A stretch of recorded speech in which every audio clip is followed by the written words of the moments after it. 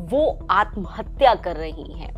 Mummy बात नहीं कर रही हैं, टीचर बात नहीं कर रही है, बड़ी बहन बात नहीं कर रही है। सबकी जो प्रायोरिटी है या सबको जो अवार्ड मिल रहा है वो इस बात पे कौन कितना छुपा सकता है। वो पीरियड का भूत जो कंधे पे बैठा होता है, जो बस एक बात कहता है किसी को पता ना चल जाए, और इस छुपाने को हम अपना अवार्ड समझ के छोटे छोटे बच्चे इस बात से अपने साइज को लेकर परेशान है, अपनी हाइट को लेकर परेशान है।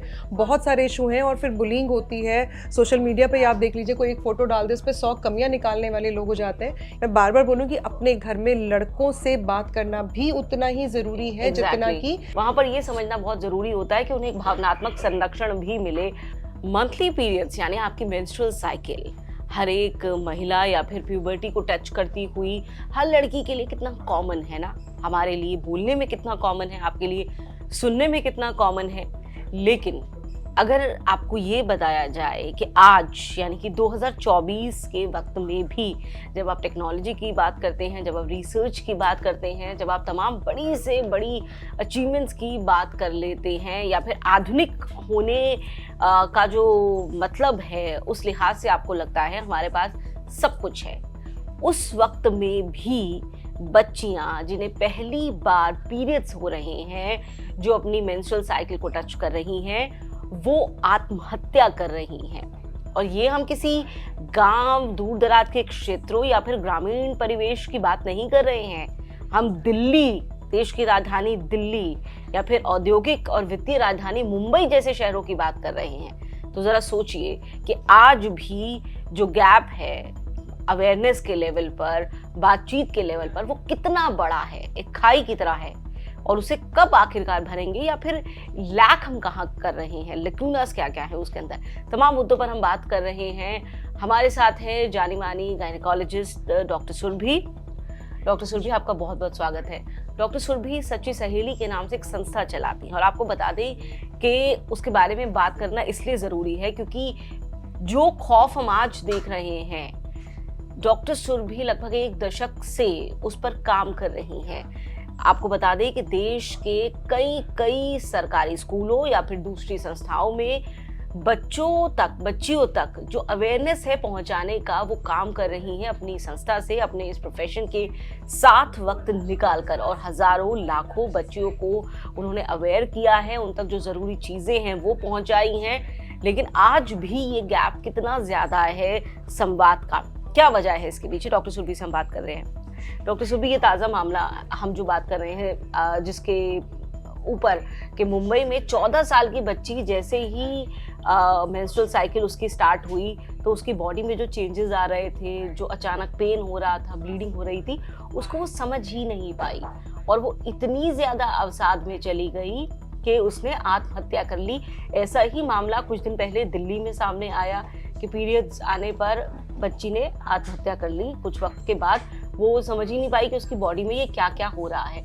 तो डॉक्टर सुरभि, हम जहाँ पर इतनी आधुनिकता की बात करते हैं, हम हर मुद्दे पर खुलकर बात करते हैं, महिलाएं महिलाओं से हर मुद्दे पर बात कर रही हैं, क्या वजह है कि अभी भी मेंस्ट्रुअल साइकिल को लेकर के, पहली बार वाली मेंस्ट्रुअल साइकिल को लेकर के जो जानकारी है वो इस हद तक कम है?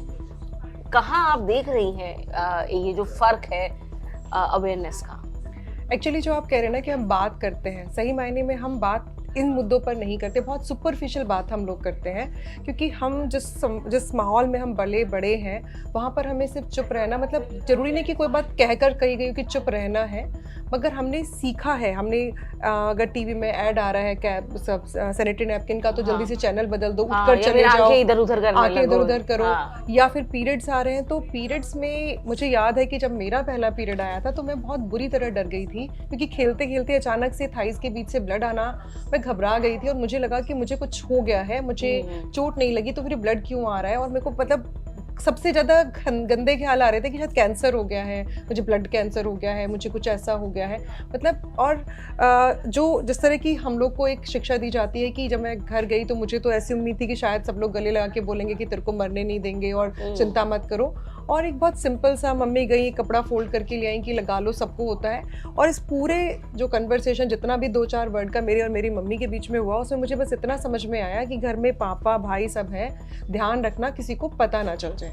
मुझे ये नहीं पता था कि साइकिल्स की काउंटिंग कैसे करते हैं, कितने दिन में, क्या ये मुझे हमेशा खून गिरता रहेगा या बस इतने ही दिन गिरेगा, क्या ये मुझे बार बार होगा, क्या जिंदगी भर अब ऐसे ही चलता रहेगा, कुछ भी मुझे नहीं पता था उस पीरियड्स के बारे में। भी नहीं बताया गया क्योंकि उनको भी नहीं पता था। और सबसे बड़ी बात है कि अगर पेरेंट्स बताना भी चाहें तो कम्युनिकेशन के लिए वर्ड्स कहाँ हैं हमारे पास, वो वोकैबुलरी नहीं है हमारे यहाँ। आज भी इस टॉपिक से रिलेटेड वर्ड, अगर हम फीमेल रिप्रोडक्टिव सिस्टम की बात करें तो गालियों वाले वर्ड ही पता है हमें, एक्चुअल नाम तक नहीं पता है फीमेल रिप्रोडक्टिव ऑर्गन के। हम जो नाम लेते हैं वो ज़्यादातर स्लैंग्स होते हैं, गालियाँ होते हैं, तो लोगों को समझ नहीं आता कि अगर हम बच्चों से बात करें तो उन्हें समझाएं क्या, कैसे बताएं, क्योंकि वो कहीं से आया ही नहीं है। टीचर्स ने 8th क्लास में वो चैप्टर छोड़ दिया कि जाके घर पे पढ़ लेना, और अगर किसी ने ज़्यादा पूछा तो चिढ़ के बोल दिया कि अपनी मम्मी से जाके पूछो।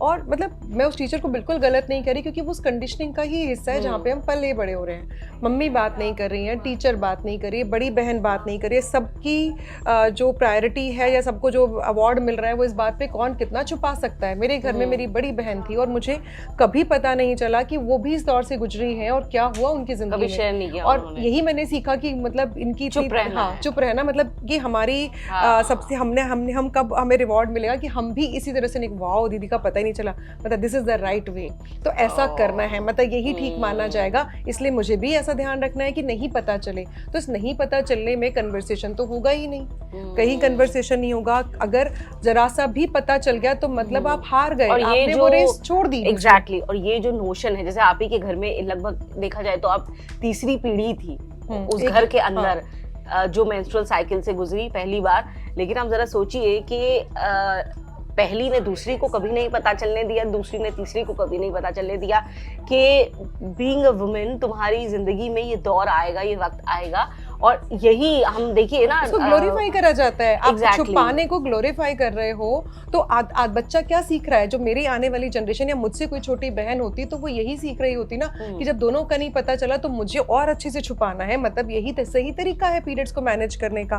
तो वो जब हमने सीखा ही नहीं, जब हमें सिखाया ही नहीं गया, तो अपने आप से तो एक दिन भगवान आएंगे नहीं और दिमाग में बैठ जाएंगे। तो वो पीरियड का भूत जो कंधे पे बैठा होता है, जो बस एक बात कहता है किसी को पता ना चल जाए, और इस छुपाने को हम अपना अवार्ड समझते हैं, रिवॉर्ड समझते हैं, उसको ग्लोरीफाई करेंगे, तो बच्ची जिसको पीरियड आने वाले हैं उसकी रिएक्शन को हम कैसे रोकेंगे, उसको मेंटली प्रिपेयर कैसे करेंगे कि आने मतलब एक छोटा सा एग्जांपल समझ लीजिए रीमा जी, कि सर्दियां आती हैं, सर्दियां कड़ाके की सर्दियां पड़ती हैं, हमें डर नहीं लगता क्योंकि हमारे पास हीटर है, हमारे पास रहने के लिए छत है, हमारे पास मोटी रजाइयां हैं, हमारे पास सब कुछ है, जैकेट्स हैं।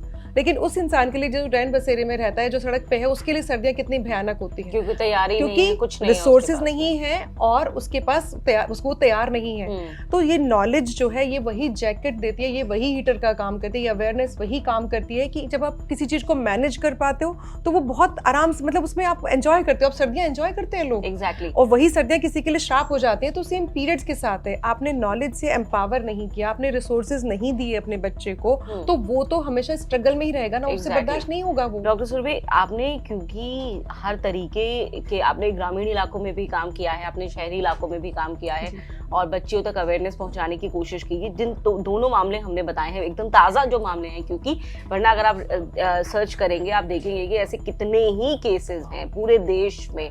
और यहाँ पर मतलब इकोनॉमिक तरीके से या फिर सोशो इकोनॉमिक कोई डिस्पैरिटी की बात नहीं है कि यहाँ है और वहाँ नहीं है, क्योंकि मुंबई और दिल्ली का एग्जाम्पल हम इसलिए ले रहे हैं कि अगर ये आज की तारीख में मुंबई और दिल्ली जैसे शहर में हो रहा है तो वो इलाके तो आप छोड़ ही दीजिए जहाँ पर इसके बारे में बात करना और बड़ा अपराध माना जाता है। क्योंकि मुंबई दिल्ली में आप देखिए ना कि आज की तारीख में लड़कियां आपस में या फिर जनरली घर या फिर जो जेन जी है सो कॉल्ड, वो क्या नहीं बात कर रहे हैं। They are so open about every damn thing in the world under the sky, और हर चीज पर वक्त से पहले मुझे लगता है कि उनको जानकारी है। लेकिन ये जो बहुत बहुत बुनियादी चीज है, I think the very much foundation of your being, उसके बारे में लोग बात नहीं कर रहे हैं, ये कितना बड़ा है। तो डॉक्टर सुरभि, सबसे इम्पोर्टेंट जो फैक्टर्स हैं आपको लगता है, बीइंग, क्योंकि आप गायनी भी हैं, कौन से ऐसे वो फैक्टर्स होते हैं जो उस एज में जब बच्ची प्यूबर्टी को पहली बार टच करती है उसके लिए बहुत मुश्किल होता है समझना और जानना, मतलब वो जो सिम्टम्स हैं सबसे पहले जो सबसे ग्रेव होते हैं वो कौन से होते हैं? देखो, एक बात, सबसे पहली बात फिर मेंटेलिटी की आएगी कि हम बच्चों को बचपन से जब हम उनको बॉडी पार्ट्स भी सिखा रहे होते हैं, 2 साल के बच्चे से भी जब हम कहते हैं बेटा आपकी आईज कहाँ है, नोज़ कहाँ है, वो बताता है तो बड़े खुश होते हैं, क्लैप करते हैं। उसी बच्चे से कभी हम इसके नीचे नहीं जाते हैं, हम उसके दिमाग में कहीं ना कहीं डाल देते हैं हो, शेम शेम, गंदा, गलत। अब बच्चा प्यूबर्टी में एंटर करा है, वो जो सारी चीज़ें उसने सीखी हैं गंदी, शेम शेम, गलत, वो उसकी बॉडी में उसे खुद दिखाई देनी शुरू हो गई हैं। वो नहीं मैनेज कर पाता वो बच्चा। आप देखोगे बच्चियाँ ढीली ढीली कपड़े पहनना शुरू कर देती हैं, शाय हो जाती हैं, लड़के भी शाय रहने लगते हैं। वो एक्सेप्ट नहीं कर पाते कि वो जो सारा इतने सालों से हमने गंदा गंदा गंदा शेम शेम सुना था वो हमारे अंदर ही हो रहा है। तो सबसे बड़ी प्रॉब्लम है कि वो जो हमने आसपास उनके बुना और अब उसके साथ अपनी बॉडी को एक्सेप्ट करना, ये बहुत बड़ा एक चैलेंज हो जाता है उन बच्चों के लिए जहाँ पे उनका कोई सपोर्ट सिस्टम नहीं है। कोई सपोर्ट सिस्टम नहीं है क्योंकि किसी से वो बात ही नहीं कर सकते। तो उनको लगता है कि अब क्या होगा, कैसे मैनेज करेंगे, तो वो एक बहुत बड़ा मेंटल प्रेशर होता है, बड़ा मेंटल ट्रॉमा होता है। फिर आप स्कूल में चले जाइए, अगर बच्चे स्कूल में जाते हैं, आज के छोटे छोटे बच्चे इस बात से अपने साइज़ को लेकर परेशान है, अपनी हाइट को लेकर परेशान है, बहुत सारे इशू हैं। और फिर बुलिंग होती है, सोशल मीडिया पे आप देख लीजिए, कोई एक फोटो डाल दे उस पर 100 कमियां निकालने वाले लोग हो जाते हैं। ये इतना ज़्यादा मेंटल प्रेशर होता है जिसको बच्चे हैंडल नहीं कर पाते हैं। तो सबसे ज़्यादा ज़रूरी है एक मेंटल सपोर्ट। पेरेंट्स उनको ये बोलें कि कुछ भी हो जाए हम तुम्हारे साथ हैं। और मुझे लगता है कि क्योंकि being a mother doctor Surabhi, ये पता चल ही जाता है कि अगर आपके घर में बच्ची है कि क्योंकि अपनी बच्ची की फिजिकल ग्रोथ देख करके, बाकी दूसरे सिम्टम्स देख करके। इसमें मैं ये बोलूँगी कि हम उसका वेट क्यों करें कि वो होगा, हम तब बताएंगे।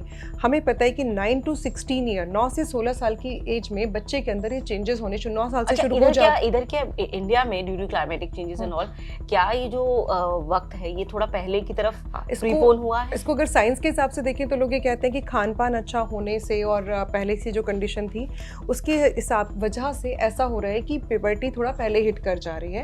तो आज की डेट में जो हम पहले 10.5-11 साल बोलते थे, आजकल 9 साल की एज में बॉडी में चेंजेस आने शुरू हो जाते हैं। तो मैं तो कहती हूँ कि हर माँ बाप को, स्पेशली मदर्स को, 9 साल से पहले अपनी बच्चे को इसके बारे में इसके बारे में बात शुरू कर देनी चाहिए। कॉन्फिडेंस के साथ शुरू करनी चाहिए क्योंकि कुछ गंदा, कुछ गलत नहीं है। नॉर्मल दिल धड़कने और सांस लेने जैसी एक प्रक्रिया है जिसको हमारी सोच ने गंदा और गलत बताया, वो नहीं है। हम कैसा सोचते हैं उसको हम अपनी सोच को बच्चे पे ना थोपे, फैक्ट्स पे बात करें। ये सच है, ये होगा और इसको हम सब ने फेस किया है, तो तुम्हें भी इसमें इसको फेस करना है। अपनी मतलब कहना चाहिए मानसिक दृढ़ता के साथ, इसको मेंटल स्ट्रेंथ के साथ इसको फेस करना है। कुछ गंदा और गलत नहीं। कुछ भी तुम्हें लगे कि तुमसे मैनेज नहीं हो रहा है तो आ जाओ बच्चों, मैं तुम्हारे साथ हूँ। एज ए मदर या एज ए टीचर भी आप उनको कह सकते हैं। तो सबसे बड़ा रोल हमारा है कि हम ये बदलेगा, बच्चे तो सीख गए हैं भाई, सीख गए, लेकिन कितना ऑथेंटिक सोर्स है उनके पास जानने का? उनके पीयर ही उनके एजुकेटर हैं। एग्जैक्टली। जिसको जो समझ में आ रहा है। एक वीडियो आपने भी देखी इंस्टा पे, एक उसने भी देखी, उसने कुछ और इंटरप्रेट किया, उसने कुछ और किया। किसने सही किया, किसने गलत किया, नहीं पता। बताने वाला कितना ऑथेंटिक सोर्स से आपको वो लेकर आ रहा है। कोई इंस्टा पे फिल्टर तो लगा नहीं है कि जो बोलेंगे सच ही बोलेंगे और सच के सिवा कुछ नहीं बोलेंगे, ऐसा तो नहीं लगा ना। जिसका जो मन में आया बोलता है। अब बच्चा किसको फॉलो कर रहा है, किससे कनेक्ट बन रहा है उसका, तो इन सब चीजों के बारे में आप कुछ बात नहीं कर सकते। डॉक्टर से भी अवेयरनेस, राइट अवेयरनेस पहुंचे बच्चों तक। घर में तो आपने बता ही दिया, बहुत जरूरी है कि सबसे पहले घर से वो सपोर्ट बच्चे को मिलना चाहिए। सेकेंडली उस माहौल में जिसमें बच्चा है, जिसमें उसकी कंडीशनिंग हो रही है, घर से बाहर भी स्कूल है, बिल्कुल वहां पर क्या रोल होना चाहिए? एक्चुअली मुझे तो लगता है कि ये एक लाइफ स्किल है। आप अपनी लाइफ में कुछ ऐसे सिचुएशन आएंगे, उनको कैसे हैंडल करोगे, this should be a part of curriculum. हमारी एजुकेशन सिस्टम का ये पार्ट होना चाहिए कि लाइफ में की सिचुएशन आएगी, इसके लिए आपको इसको मैनेज करने की स्किल आपको आनी चाहिए। हम इतने सालों से, मेरे ख्याल से 5 लाख से ज़्यादा बच्चों के साथ काम कर चुके हैं। 9-10 साल हो गए हैं। आप देखते हैं पीरियड फेस्ट, पैड यात्रा, कितना शोर मचाते हैं, लोगों को कितना अवेयर करते हैं। स्कूल में बच्चों के साथ, टीचर्स के साथ, काउंसलर्स के साथ, दिल्ली, हरियाणा, यूपी, सिक्किम, दमनदीव, बहुत सारी जगहों पे हमने काम किया है। और ये मैं आपको बताऊं कि इसका कोई लेना देना नहीं है कि आप दिल्ली में काम कर रहे हो या बिहार में काम कर रहे हो। उल्टा क्या होता है कि ज़्यादा ऐसी जगहों पे जहाँ पे हम बात करें कि जहाँ जेंजी, इनमें रिसेप्टिविटी कम होती है। आप दूर दराज में चले जाते हो तो उनमें रिसेप्टिविटी होती है, वो बदलने के लिए ज़्यादा मतलब तत्पर होते हैं। उनको अगर आप कुछ सिखाते हो तो वो ज़्यादा सीखना चाहते हैं। यहाँ पर लोग वो मतलब उतना जल्दी इतने रिसेप्टिव नहीं होते हैं। तो ऐसा नहीं, ऐसे कई गांव आप सुनेंगे, जो मैं भी पढ़ रही थी, झारखंड जैसी जगहों में जहाँ पर लोगों ने पैड छोड़ के एकदम मेंस्ट्रुअल कप, मतलब कपड़ा छोड़ के मेंस्ट्रुअल कप, यहाँ पे मुश्किल होता है। बट मुझे इससे लगता है कि अच्छी बात है, यहाँ लोग सवाल करते हैं, सवालों को जानना चाहते हैं, ये सब कुछ है। बट जो फिर मैं वहीं आती हूँ कि स्कूल जो एक ऐसी जगह है जहाँ बच्चा इस माइंडसेट से आता है कि जहाँ मेरे जैसे बच्चे हैं, सब लोग इस पे बात कर रहे हैं, टीचर इस पे बात कर रहे हैं, तो वहाँ उसका दिमाग सबसे ज्यादा खुला हुआ मैंने होता देखा है है कि बच्चे जब क्लास में बात होती है कलेक्टिवली कि कई बच्चियां बैठी हैं, टीचर बोल रही है, तो बच्चे कन्विंस भी हो जाते हैं, उनका दिमाग खुला हुआ होता है, वो रिसेप्टिव उसमें होते हैं कि हाँ हमें कुछ सीखना है। और जब आप देखते हो कि बराबर वाले की रिएक्शन भी नॉर्मल है, इधर की भी रिएक्शन नॉर्मल है, टीचर भी बहुत कॉन्फिडेंटली बात कर रही है, तो कहीं ना कहीं वो नॉन वर्बल कम्युनिकेशन से सीख जाता है कि तो नॉर्मल है, इस पे बात करना नॉर्मल है। और स्पेशली लड़कों के साथ बात करना, अभी भी जितने भी हम ये देख रहे हैं, हम स्कूल्स में जाते हैं, आज भी टीचर्स बोलते हैं बस लड़कियों को समझा दीजिए, लड़कों की कोई जरूरत नहीं है। मैं बार बार बोलूँगी, अपने घर में लड़कों से बात करना भी उतना ही जरूरी है जितना कि लड़कियों से बात करना। घर की बच्ची ने भी उस इंक्लूसिव माहौल में रहना है जहाँ पर लड़के भी हैं और वहीं पर उन्हें कोएग्जिस्ट करना है। So they have to understand. अभी आपने एक और जैसे एक न्यूज़ की बात चल रही, तो जहाँ एक ब्रदर ने अपनी सिस्टर का मर्डर किया क्योंकि उसको ये नहीं पता था लड़कियों को पीरियड्स होते हैं। मैरिड लड़का था, उसने किया कि उसको जब फर्स्ट पीरियड आया तो उसको बस ये पता था कि मैरिज मतलब आफ्टर इंटरकोर्स ब्लीडिंग होती है। तो उसने उसको समझा कि मेरी बहन किसी गलत चीज़ में इन्वॉल्व हो गई और उसने पीट पीट कर उसको मार डाला। 13 साल। तो ये क्यों हो रहा है? उस बच्चे को गलत या सही ठहराने से पहले हम अपने आप को एक बार देखें कि लड़कों जिनसे हम उम्मीद कर रहे हैं वो सीख जाएं। क्या मम्मी उससे बात कर रही है, क्या टीचर बात कर रही है, क्या बहन बात कर रही है, क्या उसकी गर्लफ्रेंड बात करे, कोई उससे बात नहीं कर रहा। हम बस चाहते हैं कि उसके दिमाग में सब कुछ सही तरीके से फिट हो जाए और वो रेस्पेक्ट भी करे, उसमें एम्पैथी भी हो, वो समझ भी जाए, सब कुछ बहुत समझदार। लड़कियों से बात नहीं हो रही, लड़कों से बात नहीं हो रही, तो ये जेनजी या जितना भी कहे, मुझे तो फेक बलून ज्यादा लगता है। एग्जैक्टली, क्योंकि जो चीजों को समझ नहीं रहे हो, बस दिखावा हो रहा है कि हम बहुत मॉडर्न हो गए हैं। बहुत ही अप्रोप्रिएट मुझे लगता है, बहुत बुनियादी मुद्दों पर बात की है डॉक्टर सुरभि ने। क्योंकि आप दुनिया भर की बात कर लीजिए, आप मार्स की बात कर लीजिए, लेकिन आपके साथ घर में क्या हो रहा है, या फिर जो बहुत ही बुनियादी स्तर पर एक लड़की को क्या समझना चाहिए अपनी हेल्थ को लेकर, अपने शरीर को लेकर के, उस समाज में जो उसके परिवार में, क्योंकि परिवार से हर चीज़ शुरू होती है, जो पुरुष एग्जिस्ट कर रहे हैं उसे वक्त पर क्या समझना चाहिए ताकि वो कंफर्टेबल महसूस करे, उसे असहज ना लगे। बच्चियों के साथ खास तौर से, जैसा कि डॉक्टर सुरभि कह रही थी, जो ग्रोइंग ईयर्स हैं वहाँ पर ये समझना बहुत ज़रूरी होता है कि उन्हें एक भावनात्मक संरक्षण भी मिले, और अगर कुछ ऐसा उनके साथ पहली बार होता है तो उन्हें समझ आए कि ये गलत नहीं है, ये उनकी उस शारीरिक प्रक्रिया का हिस्सा है। आगे जाकर के जो मुझे लगता है ज़िंदगी का बीज बोने वाली है और जिसके ऊपर उनकी पूरी ज़िंदगी की हेल्थ डिपेंड करती है। दे मस्ट नो कि उनकी एग्जिस्टेंस का एक सबसे बड़ा चेंजिंग पॉइंट है मेंस्ट्रुअल साइकिल, और इसको लेकर के अवेयरनेस बहुत ज़रूरी है। डॉक्टर सुरभि, आपने तमाम मुद्दों पे बहुत खुल के बात करी और मुझे लगता है कि बहुत वैल्यूएबल इनपुट्स आपने दिए हैं जो बहुत काम आने वाले हैं बहुत सारे लोगों को जो उसे देखेंगे। Thank you so very much doctor Surabhi. Thank you.